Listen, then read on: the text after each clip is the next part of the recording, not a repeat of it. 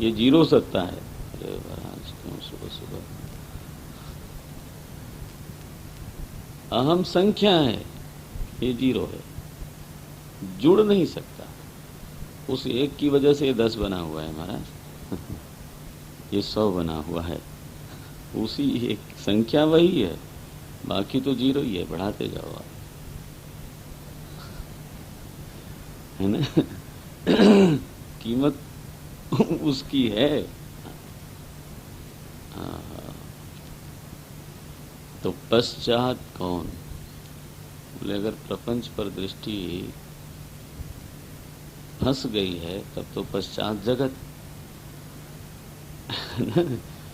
लेकिन अगर प्रपंच पर दृष्टि फंसे नहीं, धंसे नहीं, तो पश्चात अहम। अगर किसी को पानी भरना है और उसको आप कहो कि ये तो मिट्टी ही है, तो वो नाराज हो जाएगा, है ना। उसको तो व्यवहार करना है, उसको पानी भरना है, तो उसकी दृष्टि में कीमत मिट्टी की जीरो है। किसकी कीमत है? घट की, नारायण। तो घट को कीमत देने वाला व्यवहारासक्ति है।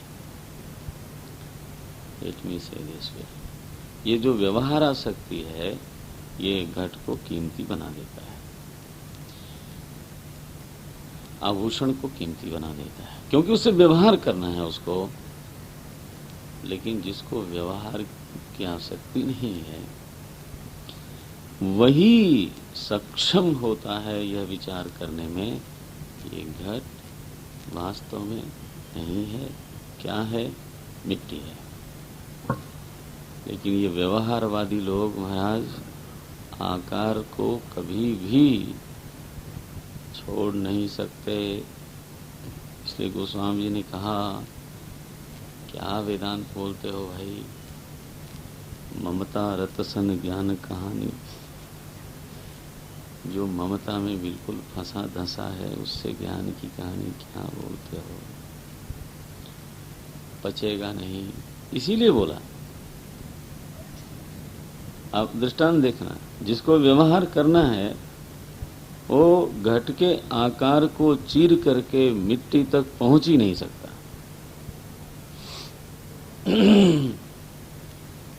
तो जो व्यवहार आसक्त है प्रपंच उसके लिए बहुत कीमती है। लेकिन जो विरक्त है और निवृत्त है, केवल वही तत्व की ओर देखता है कि भाई ठीक है, आकार व्यवहार ठीक है, लेकिन इसका मसाला क्या है? तो पश्चात हम यदि तच्च, बोले ठीक है, और यह जगत फिर से लीन होगा तो यो वशिष्येत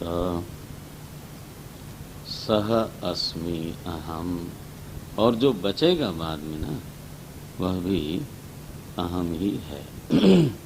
यो वशिष्येत सोस्म्य हम, तो आसम अहम, पश्चाद अहम, अवशिष्येत अहम।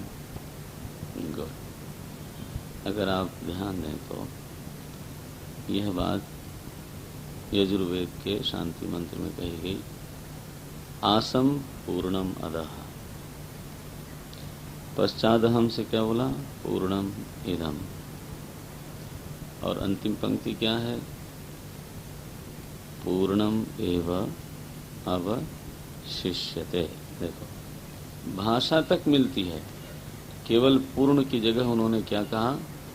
अहम। ये अहमेव आसम, अहमेव पश्चात, अहमेव अवशिष्येत। क्या अभिप्राय है? बोले कुछ हुआ नहीं, होगा नहीं, है नहीं। अहम की अद्वितीय सत्ता थी, है, होगी। अखंड अद्वितीय चिन्मयी सत्ता है। उस चिन्मयी सत्ता में प्रपंच की प्रतीति होती है। वह प्रतीति कीमती लगती है आसक्ति की वजह से, है नहीं कीमती। हाँ हाँ हाँ हाँ हाँ। आप जानते हो जहाँ आसक्ति होती है ना, और छोटी से छोटी चीज मूल्यवान हो जाती है। और लड़के जो खेलते हैं ना कंचे कंचे, आप कहते हो कहाँ फंस गया, इसमें क्या है, लेकिन वो तो महाराज उस कंचे को लेके अभिमान भी करता है कि मेरे पास इतने हैं और तेरे पास नहीं है। और वो तकिए के नीचे रखे सोता है कि हमें कोई ले न जाए, और उठते ही गिनता है जैसे आप गिनते हो।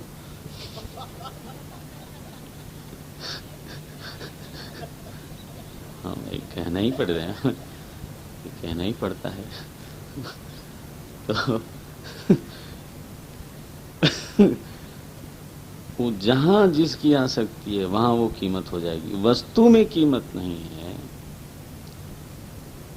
कीमत आसक्ति में ही है।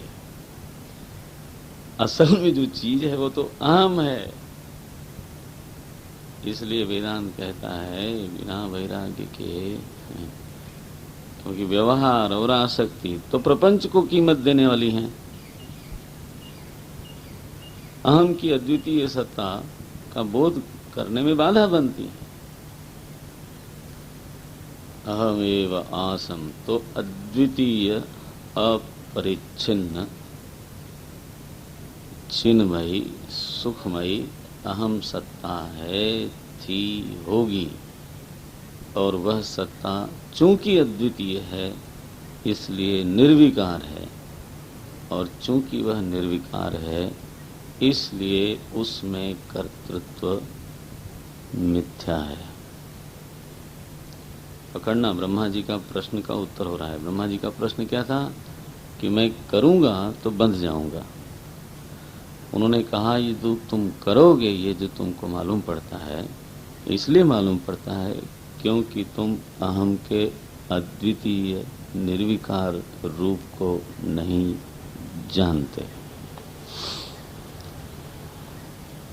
इसलिए पहले तो अगर सचमुच में तुम्हें कर्म बंधन से मुक्त होना है तो अपने अहम सत्ता की निर्विकारता को पहचानना पड़ेगा।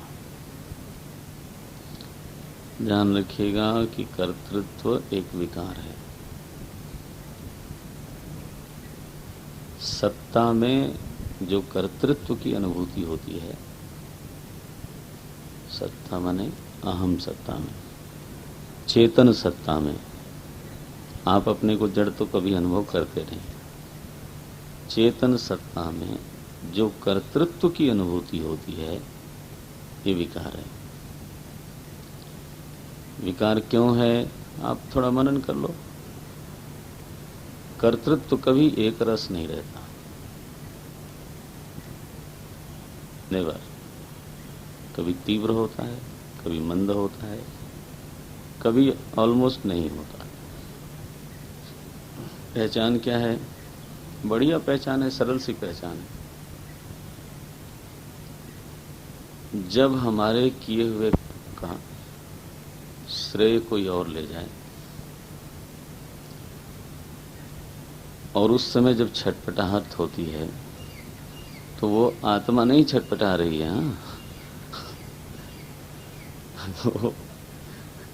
वो जो हमारे भीतर कर्ता भाव है वही क्षुब्ध होता है।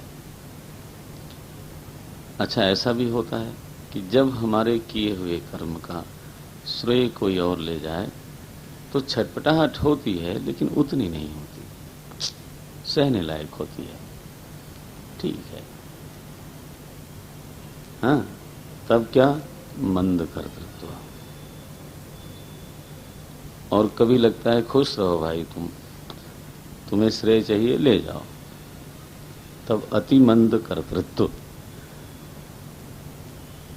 लेकिन हमेशा नहीं होता, कभी कभी ऐसा होता है कि अरे राम राम, तुमने ऐसे कैसे कह दिया, ये तो मैं कहने वाला था। गुरु जी दृष्टांत देते हैं, बड़ा अजीब सा दृष्टांत है। बोले कि बेचारा साधु दरवाजे पे गया, भिक्षाम देही भवती। तो बहू जी आई, इस घर में भिक्षा नहीं मिलती, चले जाओ। तो बेचारा आगे बढ़ा, तब तक उधर से वो सास जी उनकी आ रही थी। क्यों गए थे वहाँ? बोले भाई भिक्षा मांगने गया था तो दिया नहीं उन्होंने। क्या कहा? उन्होंने कहा इस घर में भिक्षा नहीं मिलती, चले जाओ। आइए आइए, बुलाया। साधु खुश हो गया।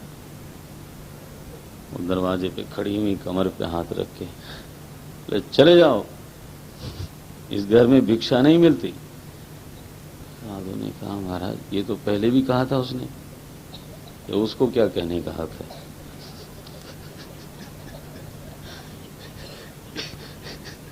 ये तो मैं कहूंगी। अब बोलो आप। ये इसको बोलते हैं कर्ता भाव। जब तीव्र होता है तो फिर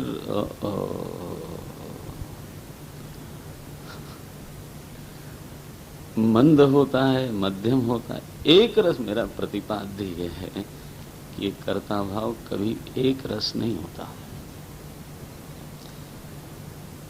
अगर ये अनुभव सिद्ध है तो आप मान लो कि कर्तृत्व तो एक विकार है, एक रसता ही नहीं है तो विकार है। और अहम का अस्तित्व तो कैसा? निर्विकार।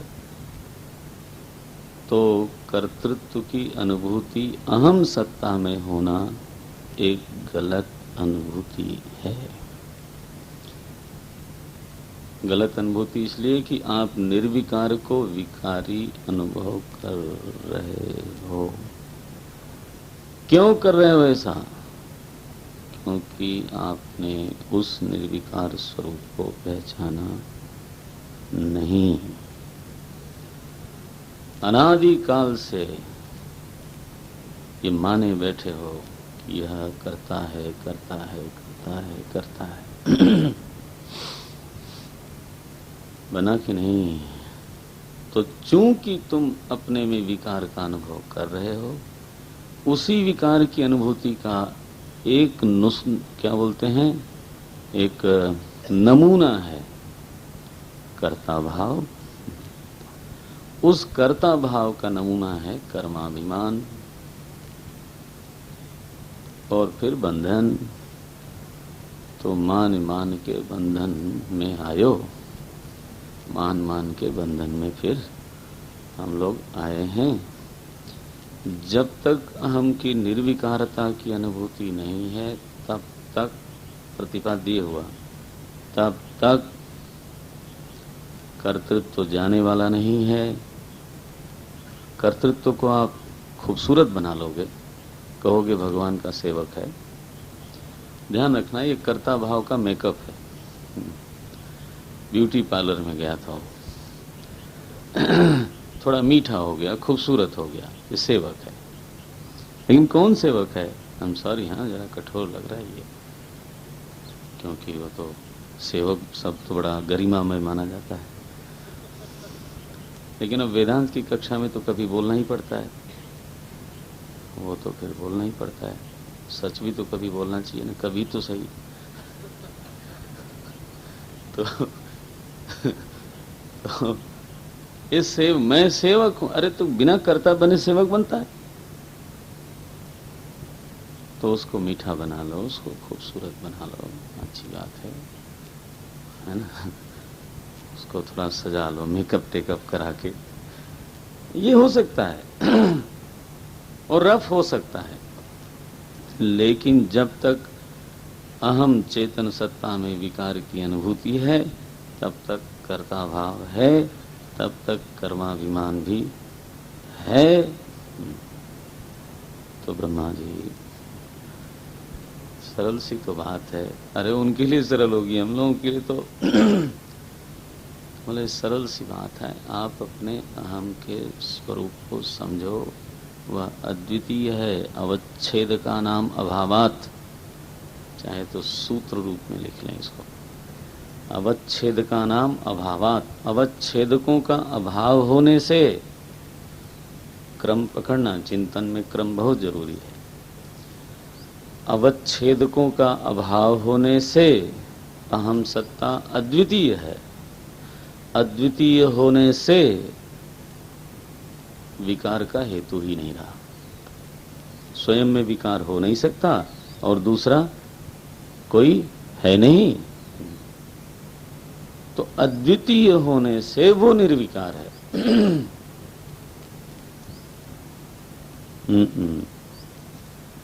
लोग कहते हैं भाई अद्वैत, किसी ने नेम प्लेट ही लगा दी महाराज घर के ऊपर।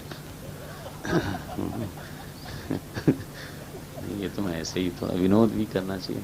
आप कहोगे इतना भारी भारी सुबह सुबह गरिष्ठ भोजन। बोलते हैं क्यों अद्वैत?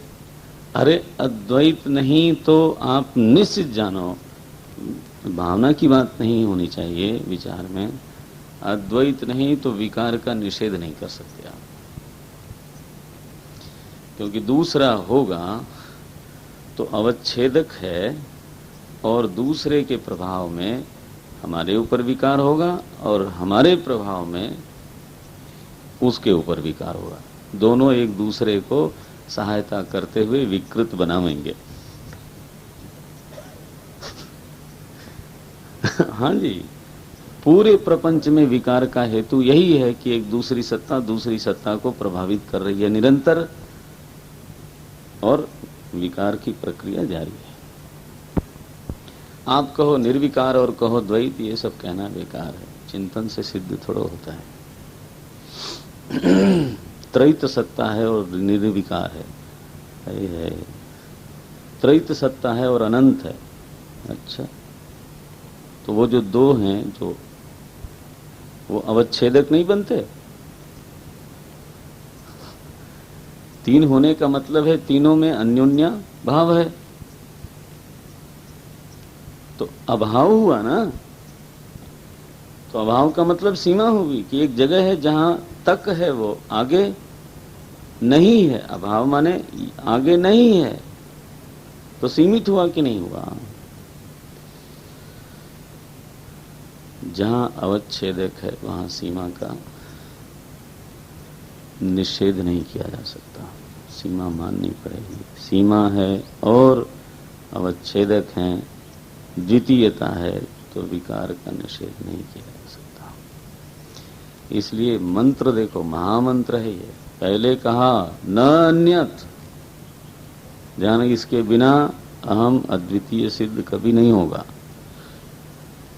न अन्यत सत असत परम अहम आसम अहम पश्चात यो वशिष्येत सोस्मि अहम। बोले महाराज, बाप अहम ही पहले बाद में अब, तो ये बीच में ये प्रपंच की प्रतीति कैसे? एक दूसरा, जैसा अहम आप बता रहे हो वैसा अहम मुझको क्यों नहीं मालूम पड़ रहा है? भगवान बोलते हैं, ये श्लोक तो पढ़ लें, कल आखिरी दिन है ना, हाँ परसों सुबह, और तब तो ठीक ही है। ऋतेर्थम यत् प्रतीयेत न प्रतीयेत चात्मनि तद्विद्यादात्मनो मायाम् यथा भासो यथा तमः। ऋतेर्थम यत् प्रतीयेत न प्रतीयेत चात्मनि तद्विद्यादात्मनो मायाम् यथा भासो यथा तमः।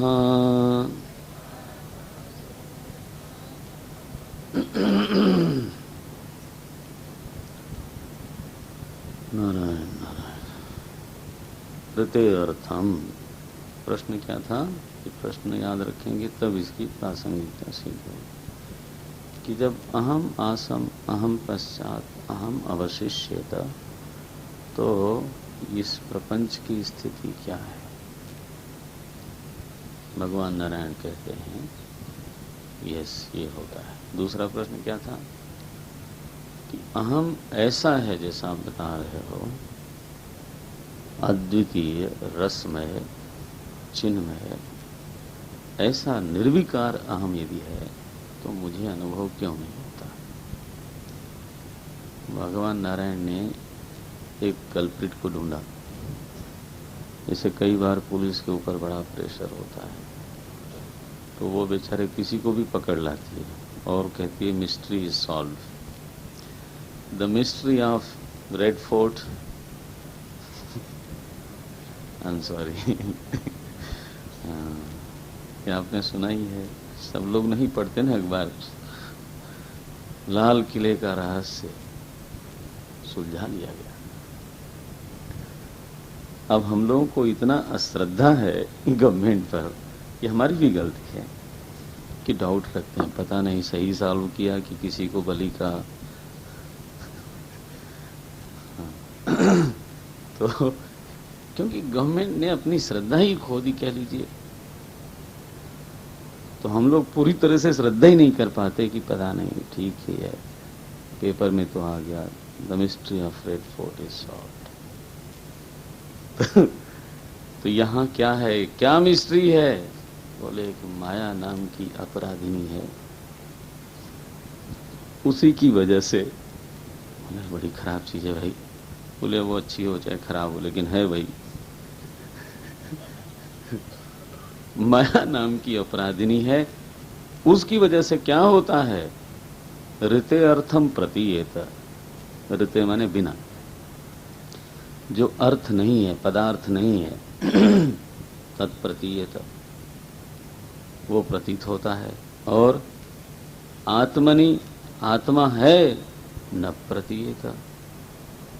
मुझे बड़ी अजीब सी चीज है भाई, जो नहीं है उसको दिखाती है, जो है उसको नहीं दिखाती है। कौन है ये? कि उसका नाम बता देते हैं, उसका नाम है माया। जेल में डालो उसको, बोले तुमको डालेगी वो।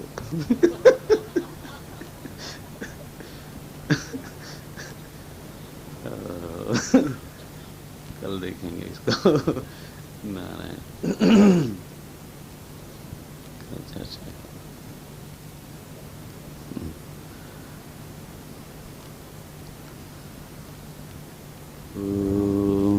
पूर्णमदः पूर्णमिदं पूर्णात् पूर्णमुदच्यते पूर्णस्य पूर्णमादाय पूर्णमेवावशिष्यते। ओम शांति शांति शांति।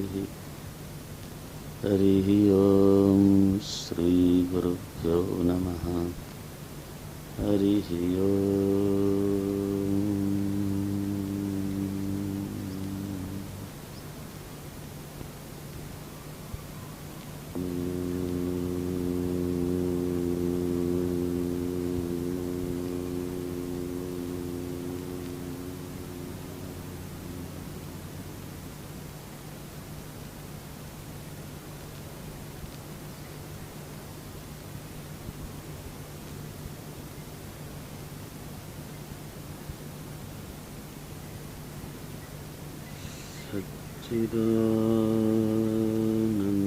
चिदानन्दरूपाय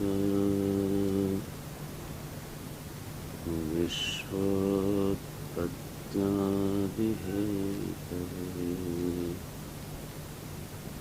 तापत्रयविनाशाय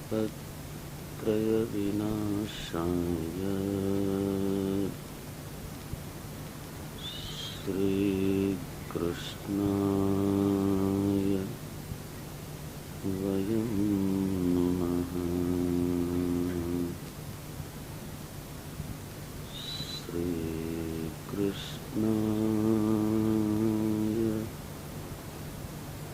वयं नमः।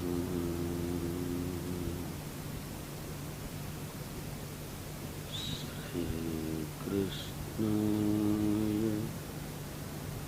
वयं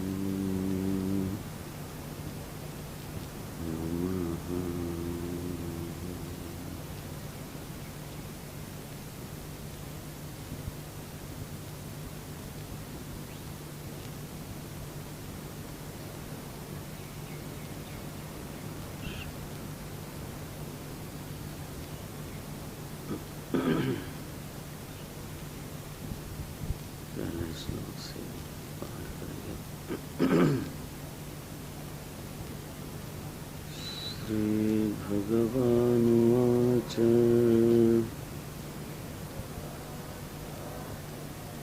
अहमेवास्मैवाग्रे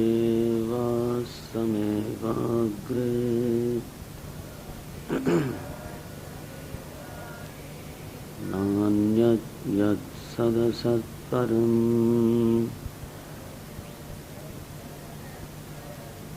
पश्चादहं यदेतच्च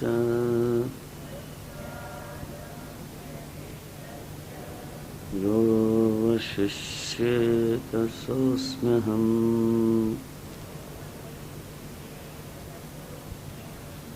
ऋतेऽर्थं यत् प्रतीयेत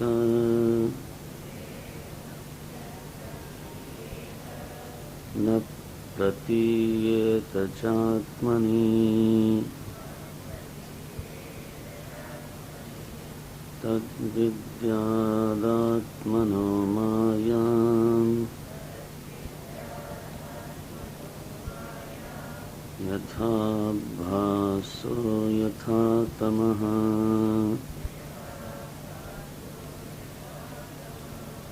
ऋतेऽर्थं यत् प्रतीयेत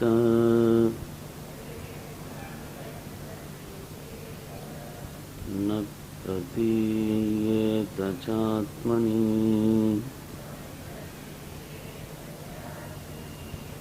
तद्विद्यादात्मनो मायाम्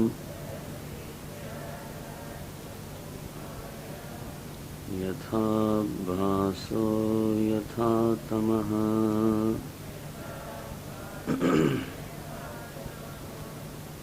यथा भासो यथा तमः।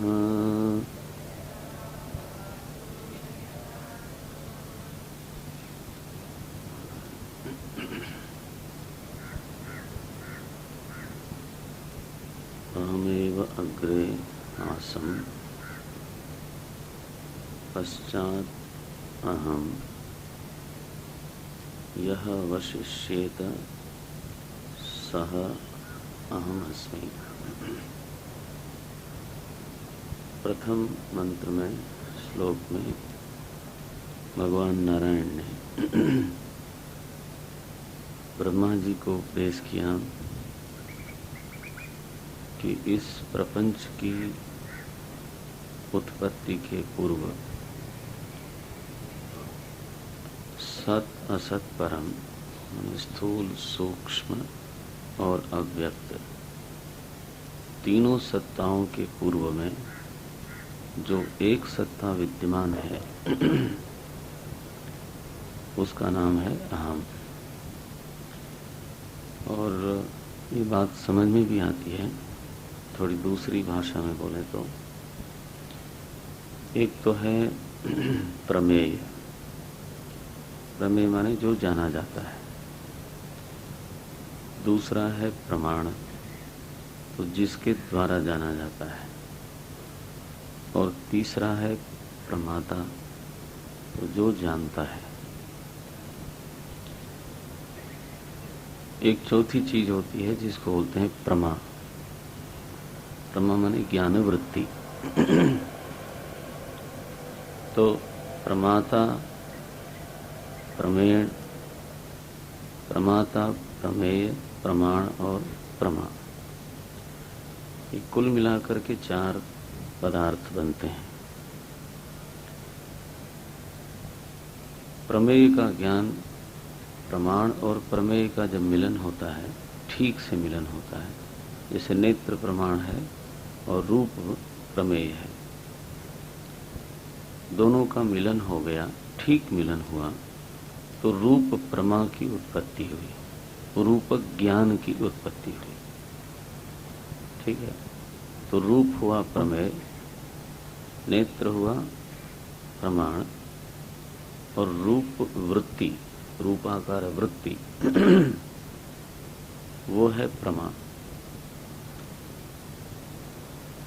लेकिन इन तीनों के पहले जिसकी सिद्धि है वो है प्रमाता। नहीं, प्रमाता जानने वाला मैं हूं, यह प्रथम सिद्ध है। इसके बाद प्रमाणों की सिद्धि है, इसके बाद प्रमेय की सिद्धि है।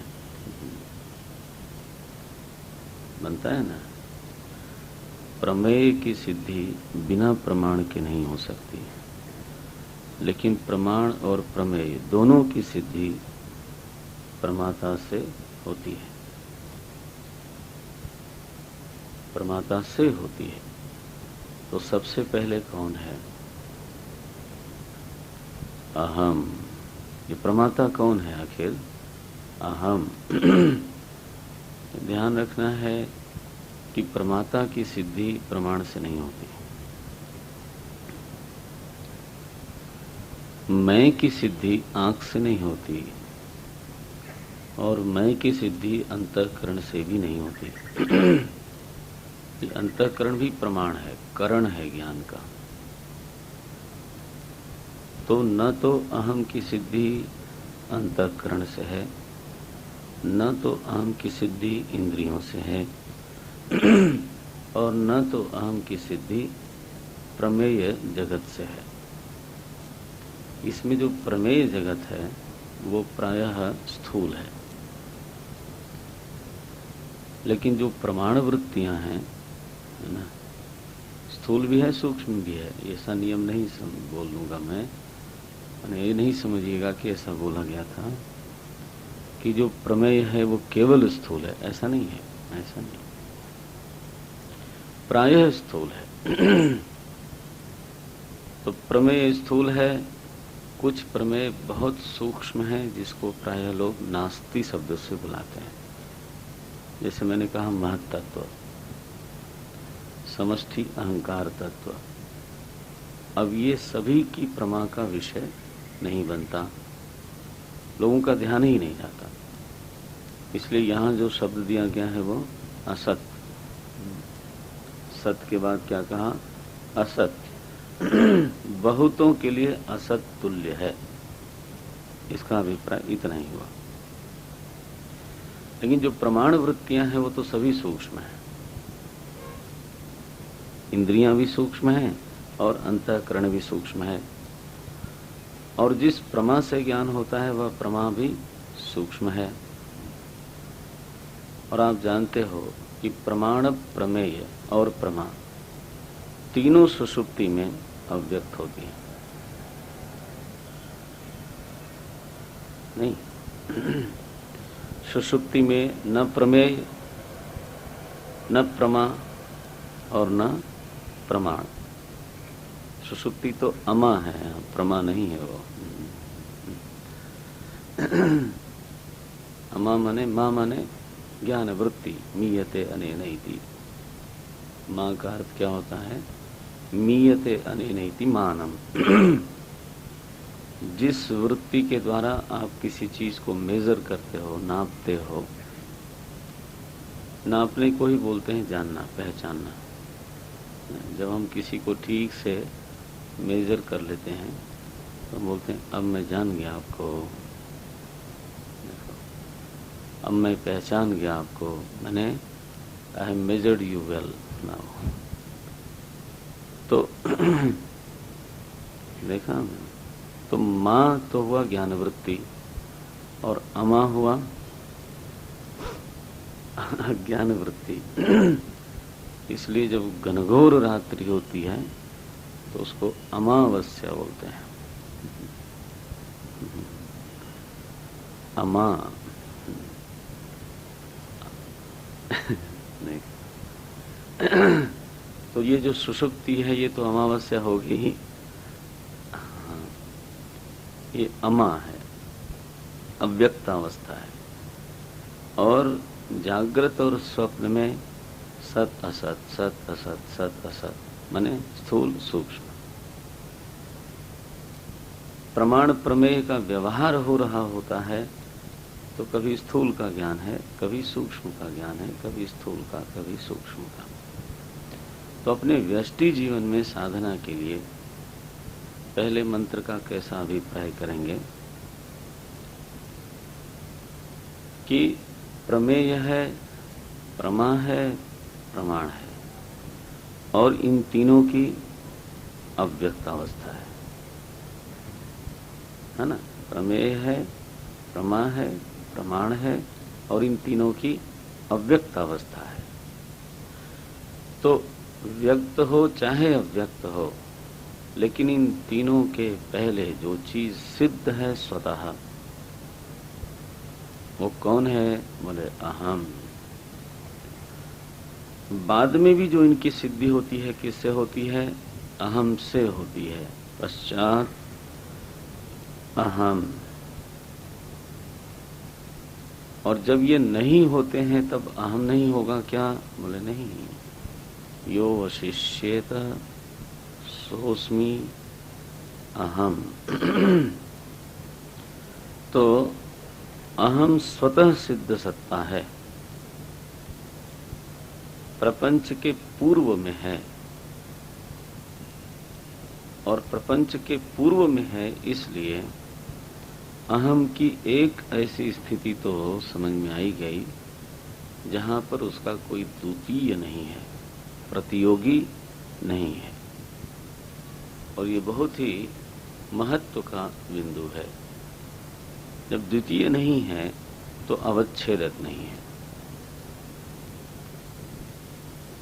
अवच्छेदक शब्द कल मैंने बोला था। अवच्छेदक माने हु लिमिट्स द थिंग, किसी को जो लिमिट करे, उसको सीमित करे। अवच्छेदक नहीं है इसलिए वह असीम हुआ। अवच्छेदक नहीं है इसलिए वह असीम हुआ, और चूंकि द्वितीय नहीं है इसलिए वह निर्विकार हुआ। ये इक्वेशन को जरा संभालना पड़ता है। अगर द्वितीयता है तो निर्विकारता सिद्ध करना एक कठिन बात है, क्योंकि दो मिलने पर एक दूसरी सत्ता को प्रभावित करती ही करती है, और दोनों ही परस्पर के प्रभाव से विकृत होते हैं, बदलते हैं, उनमें परिणमन होता है। लेकिन जो एक सत्ता है उसमें कभी भी विकार नहीं हो सकता, न स्वतः न परतः। दूसरा तो है ही नहीं। आप ये अगर मान के चलते हो दूसरा नहीं है तो दूसरा तो है ही नहीं। और स्वतः बिना किसी बाहरी दबाव के जड़ द्रव्य में भी विकार नहीं हो सकता, तो वो तो चिन्मय द्रव्य है। स्वात्मनि क्रिया विरोधात्। तो अद्वितीयता और निर्विकारता ये दोनों साथ साथ चलते हैं। अद्वितीयता और अनंतता ये दोनों साथ साथ चलते हैं। और एक बार निर्विकारता सिद्ध हो जाए, और अग्रे शब्द भी महत्व का है, माने पूर्व में ऐसा ही तत्व था जो अद्वितीय था, चेतन था, सत था। वैसे ही कंट्रोडिक्टरी है, सत था, लेकिन ये भाषा की सीमा है, क्या कर सकते हो। जब पूर्व में ये चीज हम मानते हैं कि सत था, चेतन था, अद्वितीय था, इसलिए निर्विकार था। अगर ये चार स्थापना, स्टैब्लिशमेंट है, अगर ये चार चीज हम मान लेते हैं तो अब आगे की बात सहज है कि ऐसे तत्व से कोई वास्तविक उत्पत्ति नहीं हो सकती। यह द्वैत वेदांत का कह लीजिए बिल्कुल मूलभूत आधारभूत सिद्धांत हुआ। अगर इन चार स्थापनाओं में संशय है तो पहले इस पर सोचते रहना चाहिए। एक बार ये दृढ़ हो जाए, बद्ध हो जाए बिल्कुल कि ये चार बातें तो है ही। अग्रे एक ऐसी अवस्था थी जब यह सब नहीं था, यह जरूरी है सोचना। उस समय एक ऐसी सत्ता थी जो चेतन थी या है, चलो थी लगा दो, सत्ता थी, चेतन थी, और कोई और न होने से अद्वितीय थी, असीम थी, और चूंकि अद्वितीय है इसलिए निर्विकार उसका स्वभाव है, निर्विकार सत्ता। तो निर्विकार तत्व से, है ना, किसी अन्य की उत्पत्ति, वास्तविक उत्पत्ति कभी भी सिद्ध नहीं हो सकती। इसलिए उस चेतन अहम पर जो कुछ भी प्रतीत होता है वह विवर्त के अलावा कुछ हो नहीं सकता। माने मिथ्या प्रतीति हो सकती है, लेकिन अविकारी से वास्तविक उत्पत्ति नहीं हो सकती। ठीक है ना। अब कारण में बिना परिवर्तन किए, कारण में बिना विकार किए जो लोग वास्तविक उत्पत्ति मानते हैं वह भाव से भले सिद्ध हो जाए, क्योंकि उनको ऐसा पसंद है ना, भाव से भले सिद्ध हो जाए, लेकिन विचार से सिद्ध नहीं होगा। जैसे अगर हम कल्पना करें, थोड़ा वैसे तो भाव को चोट नहीं देनी चाहिए, कि अगर हम मानते हैं कि भगवान नारायण सर्वसमर्थ हैं, सर्वज्ञ हैं, सर्वगुण संपन्न हैं, है ना, सारे ऐश्वर्य उनमें हैं, हाँ, ऐसे एक ईश्वर नाम की कोई सत्ता है, और उन्होंने संकल्प किया या उनसे यह सारी उत्पत्ति वास्तव में उत्पन्न हुई, तो कारण तो फिर भगवान नारायण बने, और कारण में विकार हुए बिना वास्तविक उत्पत्ति हो नहीं सकती। तो उत्पत्ति के लिए फिर भगवान नारायण में विकार स्वीकार करना पड़ेगा, जरूर करना पड़ेगा। कोई पूछते हैं लोग, लड़के लोग कई बार पूछते हैं कि जब वो बोलता है एकोहम बहुश्यामी, तो ऐसी उसकी इच्छा क्यों हुई? इच्छा तो अपूर्णता के बोध का ही परिणाम होती है। लड़के बोलते हैं, आज को प्रश्न कर, ऐसी इच्छा नहीं करता वो तो खुश रहता। ऐसी इच्छा उसने क्यों की? To satisfy himself, to complete himself. और अगर ऐसी इच्छा को वो पूरा नहीं कर पाता तो क्या हाल होता उसका? उसके अंतस में यह संकल्प क्यों प्रकट हुआ? श्रुति भी बोलती है प्रजा कामो हवई प्रजापति। तो प्रजापति को प्रजा की कामना हुई। ये कामना पूर्णता का बोधक है क्या?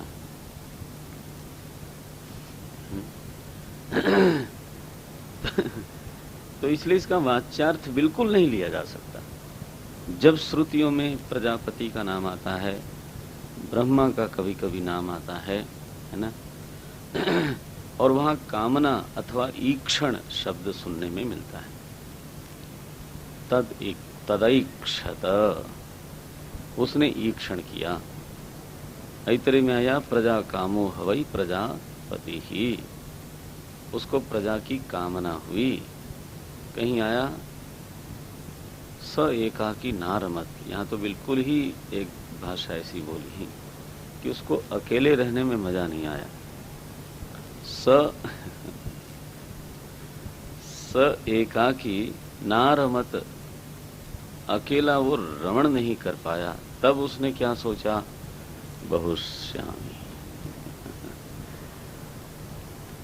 तो बताया ही कि उसको रमण नहीं हुआ, इसलिए देखो